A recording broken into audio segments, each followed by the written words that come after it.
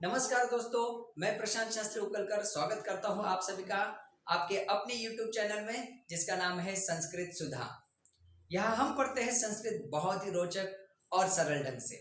प्यारे दोस्तों, आज का वीडियो बहुत ही महत्वपूर्ण है सभी संस्कृत अध्यापकों के लिए, छात्रों के लिए और अभिभावकों के लिए, क्योंकि आज के वीडियो में हम बात करने वाले हैं CBSE के द्वारा अपडेट किए गए अर्थात रिवाइज किए गए संस्कृत भाषा के सिलेबस की। तो बिना देर किए आइए शुरू करते हैं आज का वीडियो।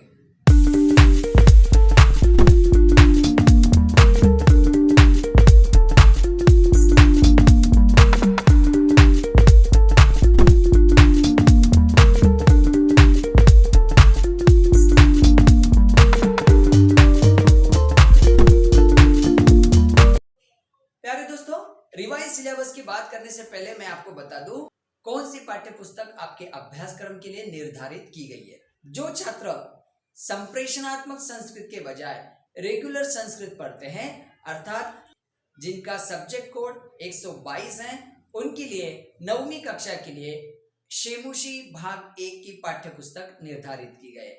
और जहां व्याकरण की बात करें तो व्याकरण के लिए आपको अभ्यासवान भव भाग 1 और व्याकरण विधि ये 2 किताबें निर्धारित की गई है। आइए अब बात करते हैं रिवाइज सिलेबस की।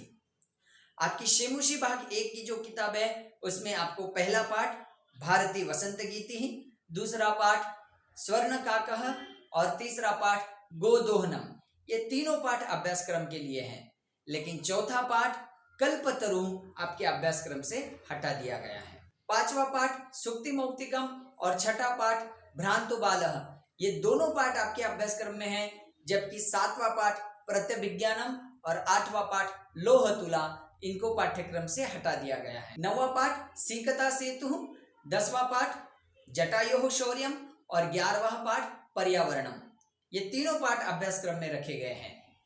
एक और बदलाव जो आपको ध्यान रखना बहुत जरूरी है वह यह है कि अब तक 12वां पाठ अभ्यासक्रम में नहीं रखा गया था, लेकिन इस वर्ष से वांग मनः प्राण स्वरूपम ये पाठ भी आपके अभ्यासक्रम के लिए निर्धारित किया गया है।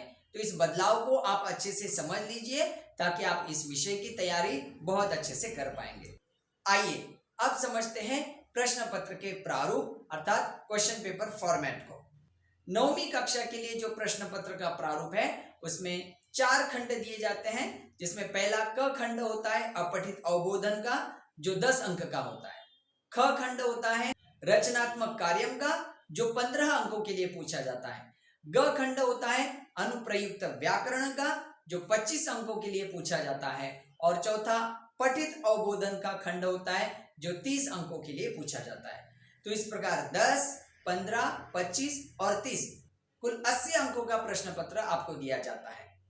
इन 80 अंकों के अलावा 20 अंक आंतरिक मूल्यमापन अर्थात इंटरनल मार्क्स के लिए निर्धारित किए गए हैं, जिसमें 5 अंक आवधिक परीक्षा अर्थात पीरियोडिक टेस्ट के लिए होते हैं, 5 अंक बहुविध मूल्यांकन गतिविधि के लिए होते हैं, 5 अंक निवेश सूचिका अर्थात पोर्टफोलियो से संबंधित एक्टिविटी के लिए होते हैं और 5 अंक लैंग्वेज स्किल डेवलपमेंट अर्थात भाषा संवर्धन गतिविधि से संबंधित होते हैं।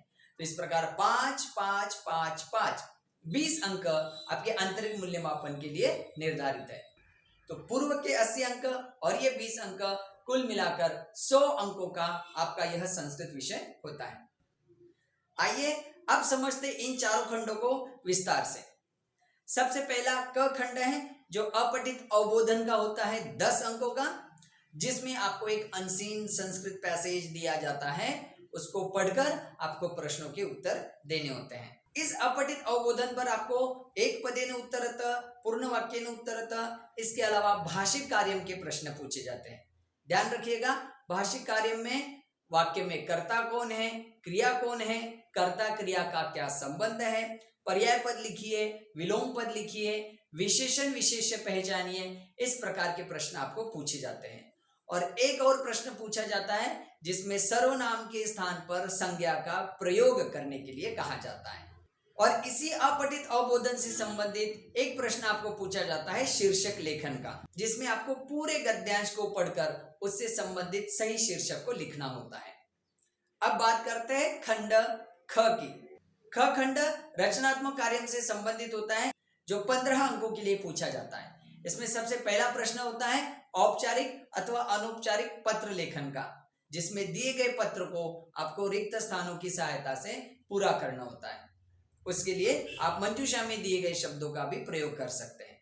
इसमें दूसरा प्रश्न होता है चित्र वर्णन का, जहां आपको चित्र को देखकर मंजूषा में दिए गए शब्दों का प्रयोग करते हुए 5 शुद्ध संस्कृत वाक्यों का निर्माण करना होता है। इसके लिए एक और का प्रश्न भी होता है अनुच्छेद लेखन का, जिसमें आपको एक टॉपिक दिया जाएगा और उस दिए गए विषय पर मंजूषा में दिए गए शब्दों की सहायता से संस्कृत में अनुच्छेद लिखना होता है।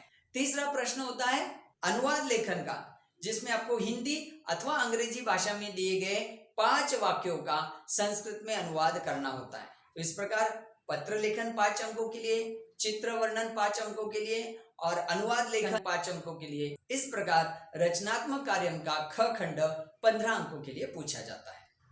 आइए अब बात करते हैं ग खंड की, जो व्याकरण से संबंधित होता है, और यह ग खंड 25 अंकों के लिए पूछा जाता है। ग खंड में सबसे पहला प्रश्न आपको पूछा जाता है संधि से संबंधित। संधि में आपको दीर्घ संधि, गुण संधि, वृद्धि संधि, यण संधि और अयादि संधि, ये 5 स्वर संधियां आपके पाठ्यक्रम में निर्धारित की गई है। व्यंजन संधि भी आपके अभ्यासक्रम में है। व्यंजन संधि में जशत्व संधि अर्थात पहले अक्षर का तीसरे अक्षर में परिवर्तन और म के स्थान पर अनुस्वार होना, इन 2 व्यंजन संधियों का समावेश आपके पाठ्यक्रम में किया गया है। इसके अलावा विसर्ग संधि भी आपके अभ्यासक्रम में है, जिसमें विसर्ग का र होना और विसर्ग का उ होना, उत्वम रत्वम, ये 2 संधियां आपके अभ्यासक्रम में रहेगी।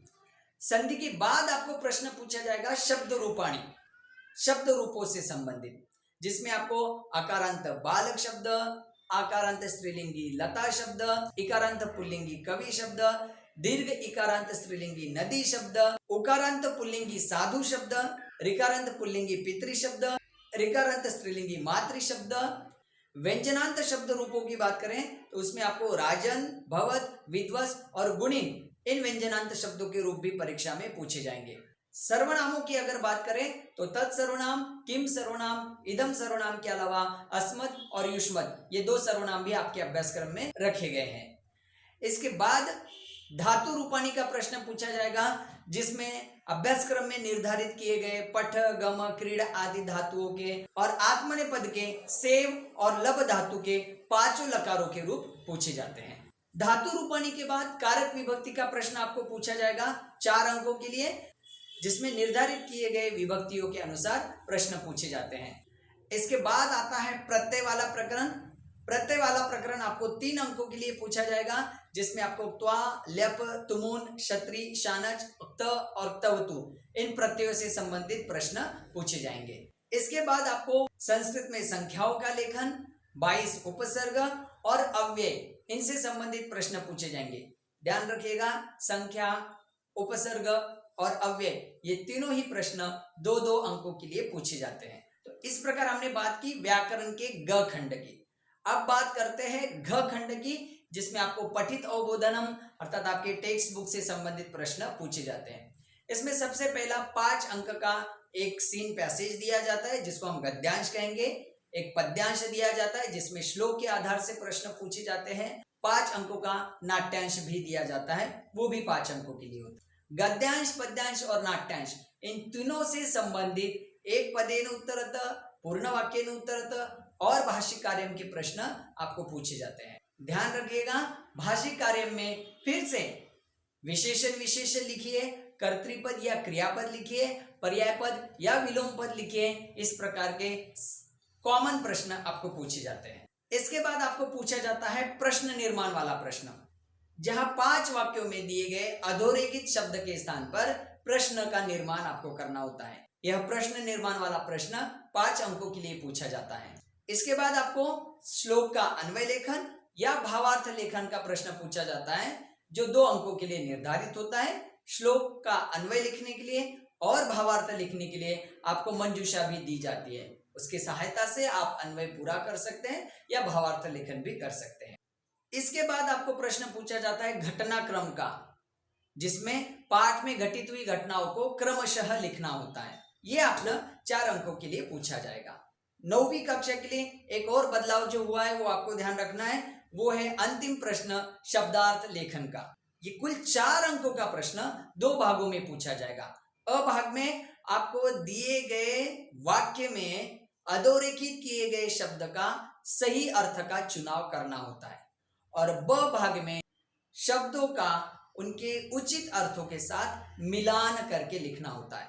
तो 2 अंक सही अर्थों की पहचान के लिए और 2 अंक शब्द और अर्थ के मिलान के लिए। इस प्रकार 4 अंकों के लिए यह शब्दार्थ का प्रश्न आपको पूछा जाएगा। तो प्यारे छात्रों, इस प्रकार हमने खंड क, ख, ग और घ चारों खंडों की बात की है। मैं आशा करता हूं सभी बातें आपको समझ में आई होगी। फिर भी अगर कोई डाउट है तो कमेंट बॉक्स में जरूर लिखिएगा, मैं आपकी शंकाओं का समाधान करूंगा। अगर ये वीडियो आपको पसंद आया है तो लाइक, शेयर और हाँ, चैनल को सब्सक्राइब करना मत भूलिए। तो मिलते हैं अगले वीडियो में, तब तक के लिए धन्यवाद। पुनर्मिलामः।